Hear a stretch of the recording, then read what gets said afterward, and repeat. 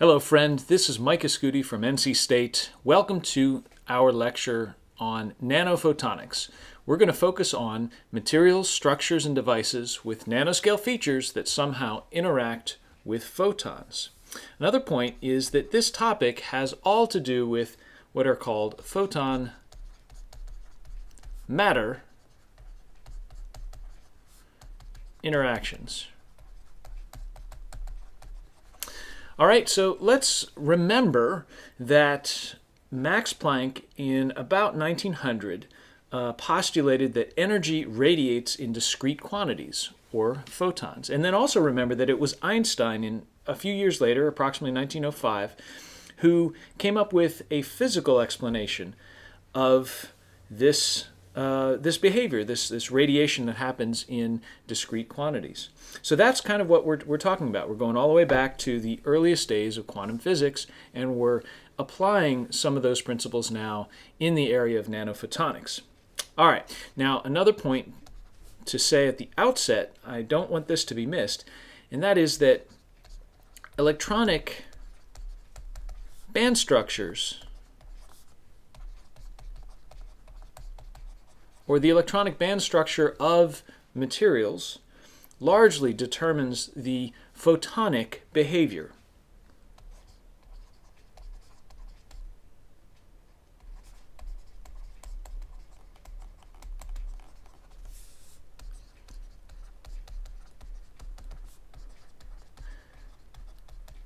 And that may surprise you, but if you think about it and you remember how photons and electrons are related and how they exchange energy, then perhaps you may not be so surprised.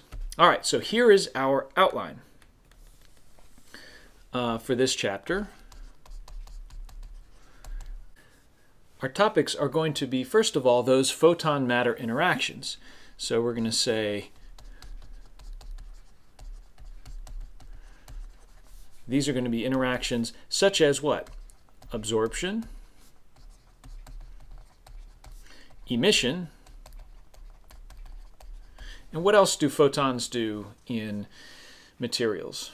Well, there's two other important things, primarily scattering, and then of course propagation,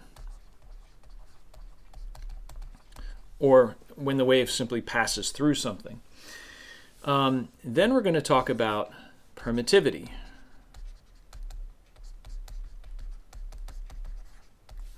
And conductivity. And we have to, because photons and electrons are very close siblings and interact quite a lot with each other.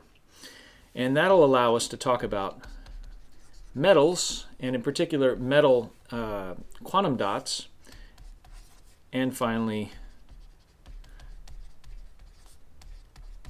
semiconductor materials, that would be quantum dots. And after all this, we're going to go on to other lectures where we look at applications and devices. All right, so let's talk about photon absorption.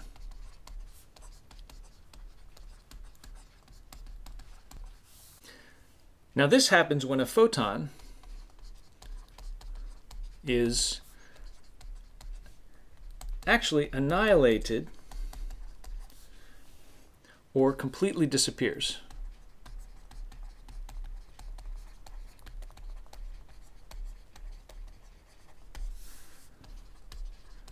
When interacting with atoms.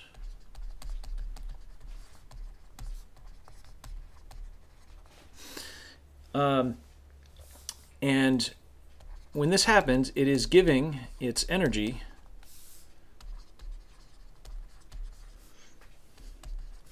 to an electron.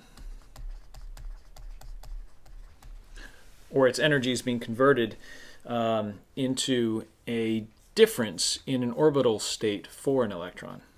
Of course, those are essentially the same thing. Now, in semiconductors,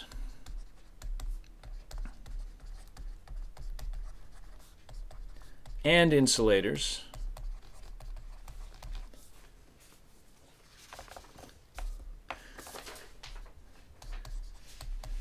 this occurs let me spell that correctly. This occurs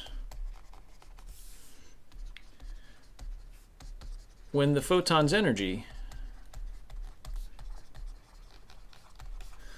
is greater than a certain quantity. And do you remember what that quantity is? Well, of course, it's the band gap. So let's draw what that looks like and remind ourselves what's going on here. So remember, in semiconductors and insulators, we have a band, which we can call the conduction band, and we have another band.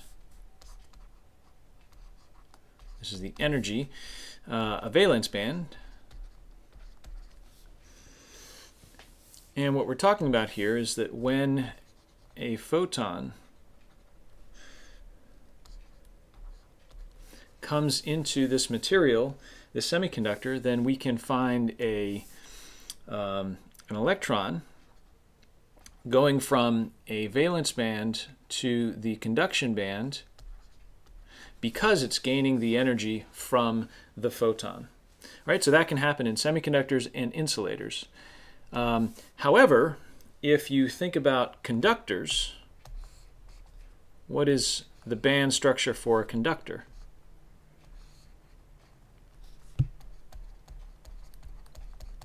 Well, of course, there is no band gap.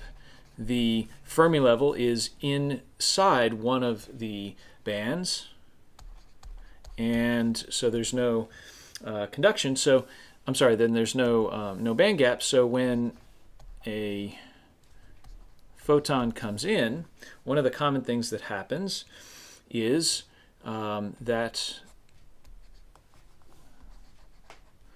the photon comes right back out. So we'll talk about that in just a moment, reflection. But let's just contrast regarding absorption, that in semiconductors and insulators, absorption happens and a photon is annihilated because the energy is given up into an electron that goes from a valence band to a conduction band. So we'll come back and talk about the metals in just a second, but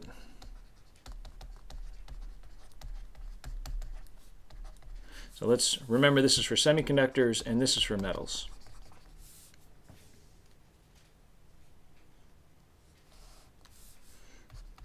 All right, so let's remember, in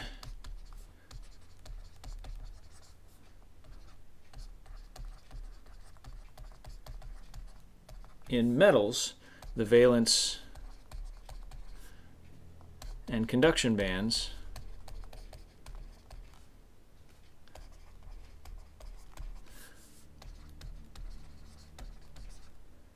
overlap, so reflection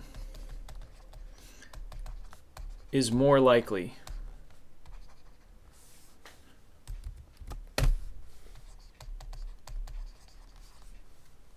To occur than absorption. And ultimately, that's why metals look shiny and are often highly reflective. Now, of course, some metals are not, but we'll talk about that in just a moment. All right, so that's the basics of photon absorption. The next major topic is photon emission. And there's two kinds. There's two very important kinds.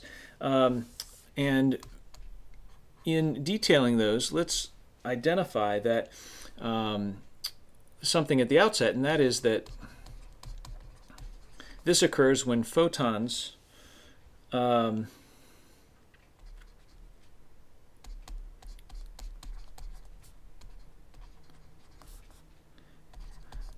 very often when electrons, or in fact excitons,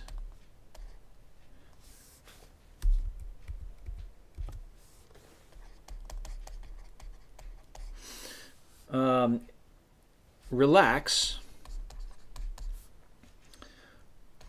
from the conduction band to the valence band. And we've talked about this already. I think that when an electron goes from a higher energy orbital to a lower energy orbital, that energy is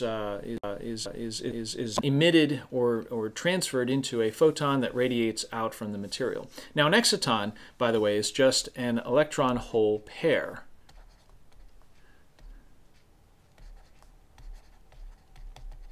And we'll see those are very important in photonic devices such as LEDs and lasers and solar cells in a future lecture. All right, so when we talk about photon emission, what we're talking about is a photon emitting from an atom or a material that comes from the excited energy of an electron. And that emission occurs when the electron changes its energy state. All right, now there's two different kinds of emission. The first one is spontaneous emission. And it's the more simple kind that we can consider. In spontaneous emission, excited electrons release the energy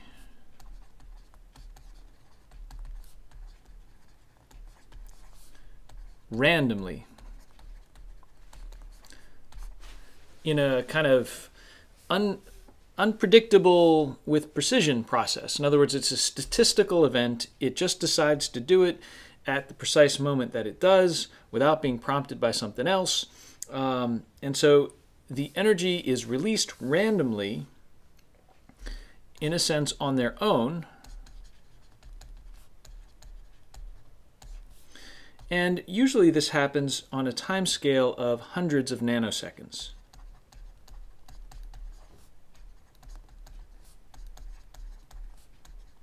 In other words, once an electron gains energy from a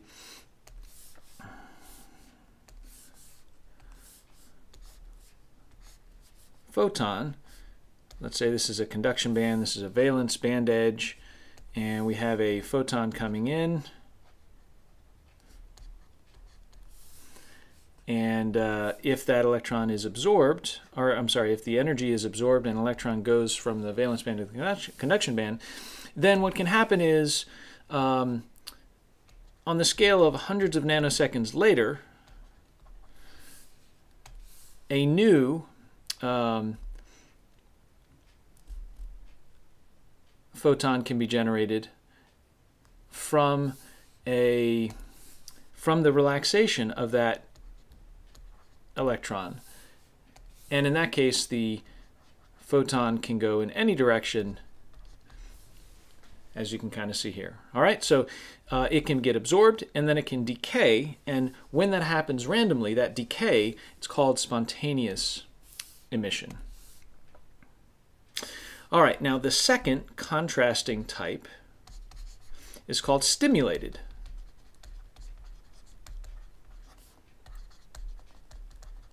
emission. And yes, it means it's basically excited. Now, stimulated emission happens when excited electrons release their energy when prompted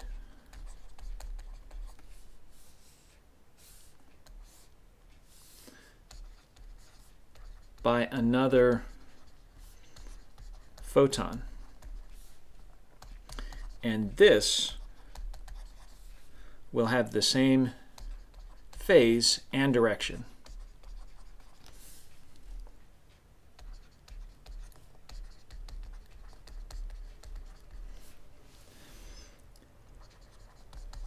As the stimulating photon.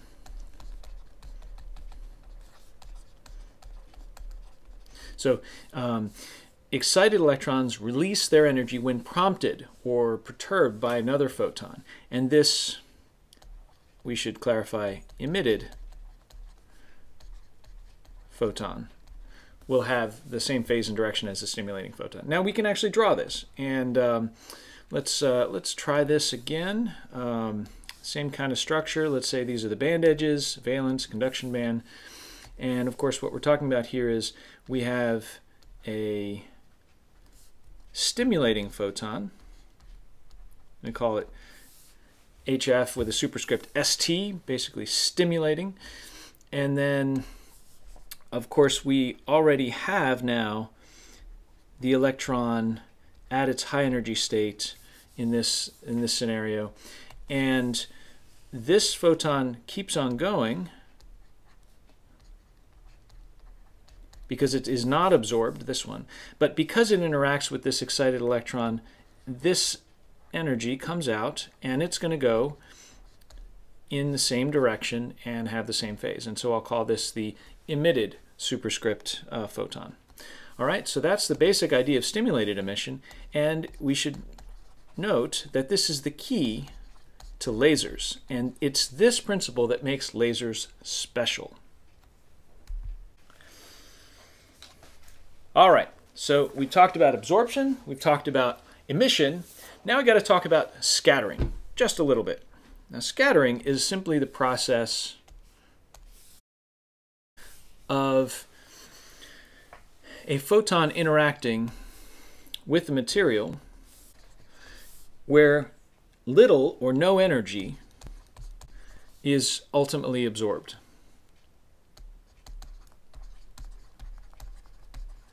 In other words, the photon comes into the material or the atom, but all or almost all of the energy comes out. All right, so let's see what that looks like.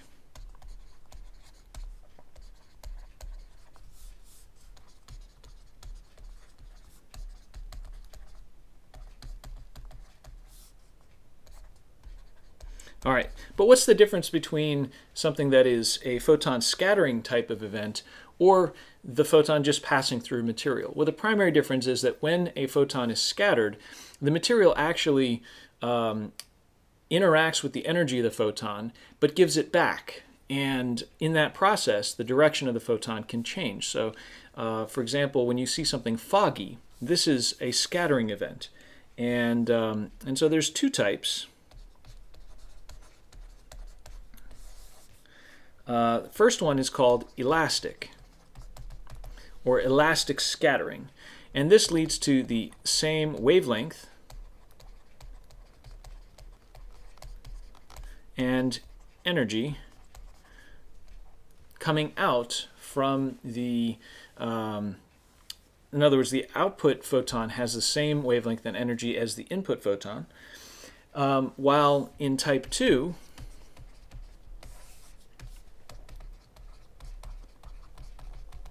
which is called inelastic, these may be different.